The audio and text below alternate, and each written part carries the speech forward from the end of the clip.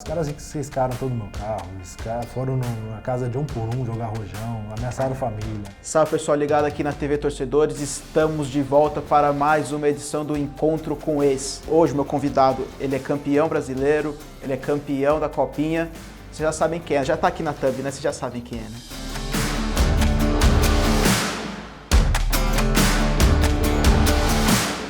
E aí Bruno, beleza velho? Tranquilão? Tudo bem, De obrigado boa. pelo convite. Prazer é nosso estar aqui, você aqui. Velho, vamos começar falando lá do Bruninho pequenininho. Como que foi aquele seu começo de chegando na base do Corinthians? Explica como é que é essa época de terrão também. Tá, eu cheguei no Corinthians em 98, né, ainda tinha muito medalhão jogando no profissional do Corinthians. Eu cheguei com 12 anos, participei do terrão, né, eu fiz peneira, só que eu fiz peneira com caras 2 anos mais velhos. E aí, quando descobriram que eu tinha, na idade era 8,5, estava fazendo com o time 8,3. Fui passando, quando descobriram a minha idade, me levaram direto para o time. Né? Então, aí foi minha primeira sorte no futebol. Né? Teve a competência de ir passando, mas eu tive um pedaço de sorte nesse caminho, no qual eu comecei a partir daí do infantil, primeiro ano de infantil, e fui pulando etapas até chegar no profissional. E o Bruninho naquela época ele era corintiano ou queria jogar em outro time? Meu pai era o fanático da casa, né? Aquele cara de arrumar briga com o torcedor. Então, minha mãe na época ainda era palmeirense, minhas irmãs, o restante todo corintiano. E eu já tinha uma tendência puxado, lógico, pelo meu pai, uniformes do Corinthians, tudo. Então, eu já tinha um pezinho lá. E pô, você se profissionalizou pelo Corinthians. O que é o Corinthians para você? O que é o Corinthians na sua vida? Primeiro, se falar pelo lado pessoal, a realização de um sonho, não só meu, como de família.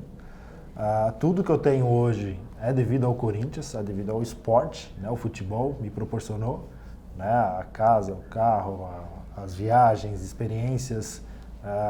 Como um menino de 12 anos que chegou lá, eu amadureci muito rápido. Né? Acho que quem vive do esporte tem essa particularidade. Você consegue amadurecer porque você envolve no meio social, no meio de competição, no meio de frustração, né, no meio de responsabilidades, com uma idade muito pequena. Né? Então, pessoalmente para mim, o Corinthians ele me formou como cidadão, ele me formou com o caráter que eu tenho hoje, através muito dos profissionais que eu passei dentro do Corinthians. Profissionalmente, eu vivi o sonho de muitos meninos, né? Chegar no auge no futebol brasileiro hoje já era difícil na época, está se tornando cada vez mais difícil, né? O Corinthians, quando eu cheguei, era a fase do terrão, você não tinha uma estrutura gigantesca como é hoje, pós-Ronaldo, né? Então eu peguei essa fase também, tinha muitos projetos, muitas conversas do estádio, hoje já tem o estádio realizado, já tem títulos dentro do estádio, então eu peguei essa transição no qual eu só tenho a agradecer por essa fase, desde a época de Marcelinho, Rincon, Vampeta, todos esses caras que a gente chama de Cobrão, né, até Ronaldo, Mascherano, Tevez, Adriano, né, então eu peguei bastante gente boa aí. E como que foi essa passagem de terrão pro profissional do Corinthians? Tipo, você dormiu no dia antes, putz, cara, vou treinar na base, no profissional. Eu acho que foi mais parte de nervoso, de ansiedade, foi pra peneira. Né? Depois que você entra no Corinthians, é lógico, você pode ser mandado embora a qualquer momento. Né? Na base, você, apesar de ter um contrato, não tem um compromisso profissional. Né? Então, todos os dias chegam os 1000 meninos para fazerem testes, chegam empresários com várias indicações, chegam diretores com indicações. Então, é muito difícil você se manter. Mas, a partir do momento que você já está lá dentro, aí começa a tua maturidade, começa o teu processo de ficar casca grossa. Você começa a jogar com torcedores, 10 mil, 15 mil, 20 mil torcedores em interior de São Paulo. Né? Então você começa a entender o que é o Corinthians, entender o que é o clube. Então, de verdade, esse processo, quando você chega no profissional, ele já está meio que natural para a gente. Você tem aquela dúvida, né? Até você estrear, até você assinar um contrato, até te oferecerem um salário melhor, você fala, será que eu já sou jogador profissional? Porque assinar com 16 anos não diz que você é jogador profissional propriamente, né? De fato. Você ainda vai passar por muitos testes, muitas avaliações, provações todos os dias. Né? E quando você chega lá é tão difícil quanto se manter ainda, porque aí viram 30 milhões de pessoas te julgando, né, o teu trabalho, te julgando 90 minutos de uma semana que você trabalhou ela inteira em alto nível para ter que demonstrar ali, naquele pequeno pedaço que chamam de jogo, né? E aí é tão difícil quanto. Mas para quem vem da base, é natural essa subida e o psicológico ele já vem trabalhado lá desde cedo. Né? Em 2005 chegou aquele timaço do Corinthians com Tevez, Nilmar, o time que foi basicamente montado pela MSI. Como que era a relação sua, da molecada, com esses cobrões que tinham acabando de chegar?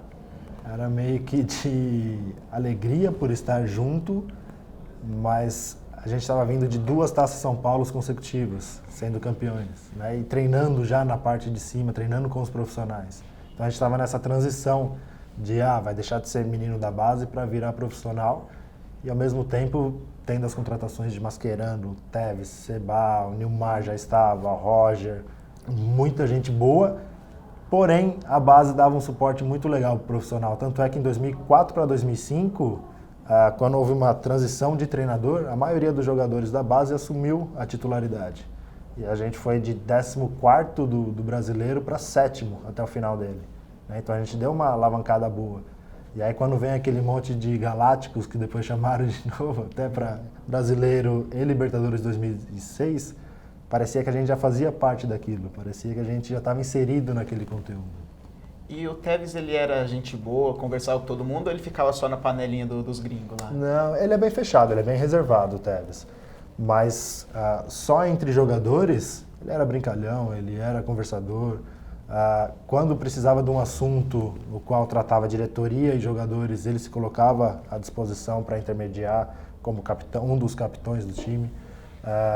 Ele era um cara que de treino, ele puxava pelo exemplo que ele dava. Ele era chato de marcar, porque, primeiro, tem aquela raça argentina, ele tem aquela vontade, ele tem aquele negócio que treino para eles é jogo. Né?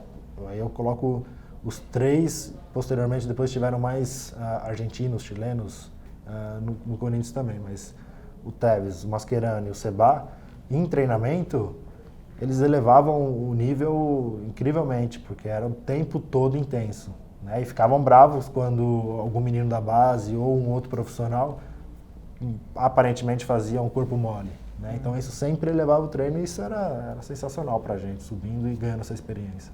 Você, muito jovem, você ganha o brasileiro pelo Corinthians e ano seguinte é rebaixado. Como que é essa relação de você sair, putz, sou campeão brasileiro para tô na Série B?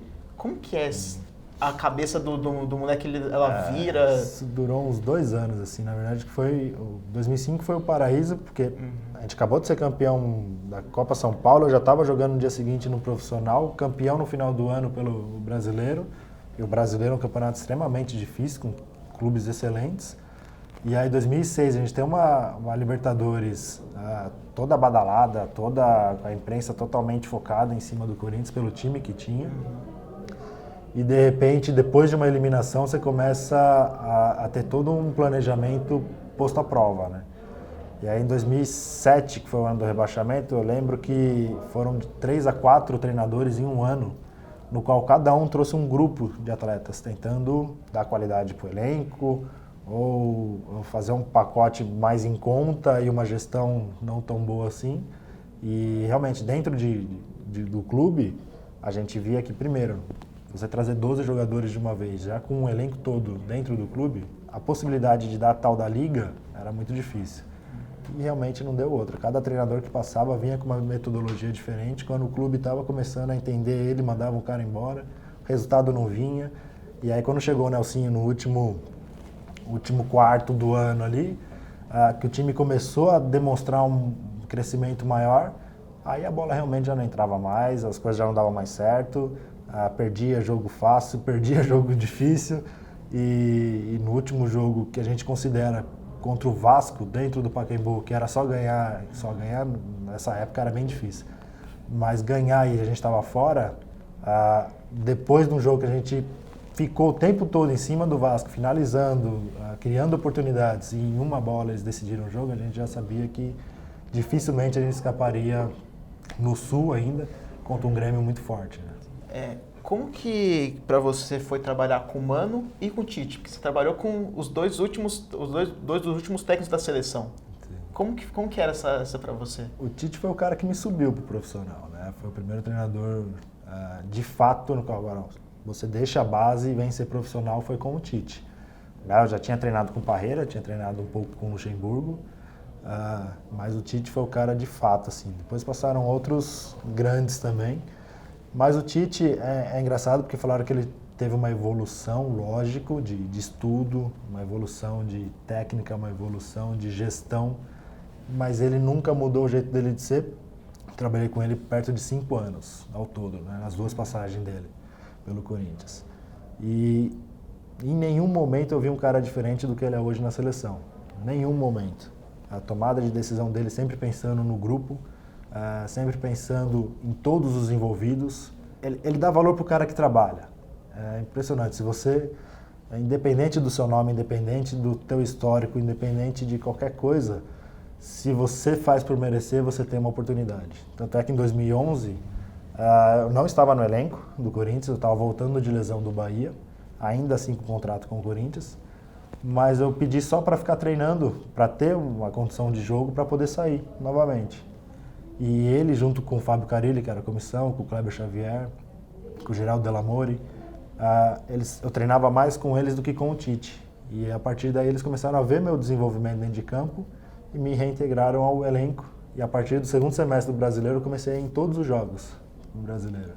Assim, um menino que ele já tinha trabalhado, mas que não estava no grupo dele, foi integrado por causa do trabalho que estava sendo feito, né? Cheio de estrelas dentro do time, né? Então ele é o cara que dá essa oportunidade, ele é um cara que pensa em campeonato, ele não pensa em jogo, né? O Mano Menezes, para mim, foi um salto na minha evolução pessoal como jogador. Até então eu era o volante que só marcava, que só destruía, eu tinha que marcar os 10, né, os camisa 10, era a minha função. E às vezes marcava tanto que era criticado por isso. Né? Não sou da geração de segundo volante, sou da primeira geração, né, primeiro volante. E o Mano, ele falou, você corre mais que todo mundo e pega menos na bola que todo mundo. Então nós vamos corrigir isso. Desenha 5 metros quadrados na tua frente, no teu lado, né, atrás de você. Você vai ficar parado no teu spotzinho e ali você vai fazer o jogo todo rodar. Em 2008 não deu outra. Até eu me machucar, eu era o meio-campista com o maior número de passes acertados, com maior posse de bola, com maior número de roubadas de bola, maior número de minutos jogados. Ou seja, meu futebol estava evoluindo a partir de um simples reposicionamento. Tanto é que em 2007, o Diego Souza me marcou em vez de eu marcar ele. Era uma situação atípica, a gente precisava ganhar o jogo, mas depois daquilo, quando ele chegou, ele falou, eu vou te reposicionar e a gente vai dar um salto na sua evolução profissional. E a partir dali eu mudei o meu jeito de jogar totalmente. Você teve algum problema fora, de cabeça, alguma depressão por causa dessa, podemos dizer, essa desilusão por causa das lesões? De verdade, aí entra o fato de novo do atleta profissional, né? Era meu trabalho. Você trabalha mais machucado do que você saudável, porque eu tinha que chegar mais cedo no clube, fazer a fisioterapia, descansar, almoçar, fazer a fisioterapia de novo, de repente, às vezes até 3 períodos por dia. Né? Então o atleta não quer ficar machucado, porque ele trabalha mais ainda. Né? E o problema é a cabeça. Quando você tem uma cabeça boa, focada, estruturada, você consegue passar por isso não ileso, né? Mas você consegue tirar coisas boas disso também. Né? Eu falo, eu tenho um curso de fisioterapia embutido na minha zona de jogador de futebol, né? No qual hoje eu consigo utilizar todos os recursos, se precisar, com os meninos hoje do programa, eu consigo passar algum trabalho específico de fortalecimento, de preventivo, né? Então a gente tem que tirar coisas boas de tudo, né? Independente disso. Lógico que deixei de ganhar muitas coisas, né? Mas eu tento pensar que eu não perdi no processo, né? Porque senão realmente a cabeça entra em parafuso e você pode vir a ter uma depressão, né? Pode vir a ter outros problemas de saúde que, de verdade, ninguém quer passar por isso. E o maior perrengue? 2007, o rebaixamento, sem dúvida. Não tem... os caras ciscaram todo o meu carro, foram na casa de um por um jogar rojão, ameaçaram família, ameaçaram Então, assim, você deixou de ser o profissional, né? Eles levaram realmente pro pessoal e foi perigoso. Na época, apesar de a gente bater no peito e ficar, mas eu acho que apenas três atletas permaneceram de 2007 a 2008. Né? E eu fui um deles. Então... Você estava na eliminação do River do Pacaembu também? Eu estava voltando de lesão do pubis, também tá a lesão do pubis ainda na conta, mas foi o primeiro jogo que eu fui relacionado e estava assim, que a gente ficou trancado aqui no Pacaembu até as 4 da manhã com a torcida batendo na porta para entrar e tentar pegar a gente. Caramba, baita perrengue. Tem bastante perrengue. Ao mesmo tempo que a torcida do Corinthians ela te eleva a um nível que outras torcidas não conseguem aqui, ela também te cobra num preço que outras não te cobram. Né? Então você consegue ser o vilão e o herói dependendo do nível que você compra a briga do clube. Nós que éramos da base, a maioria das vezes a gente ficava meio que neutro nisso, porque tudo bem, eles não queriam elogiar, mas também eles não botavam a culpa na gente.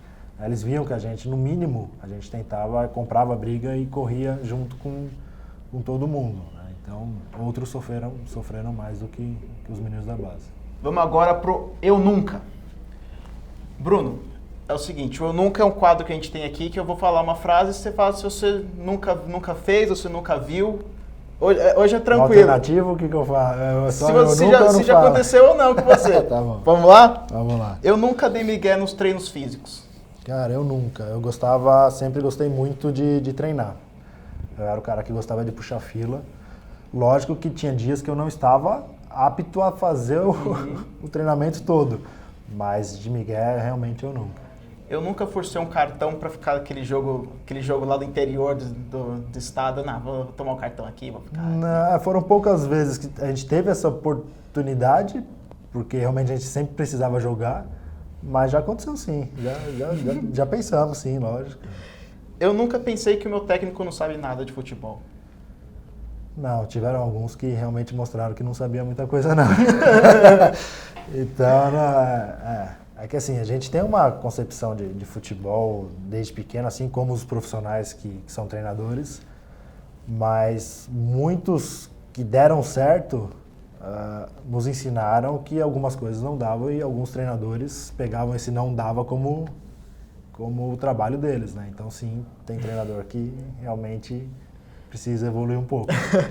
Eu nunca vi jogador ou técnico saindo na mão. Vixe, bastante.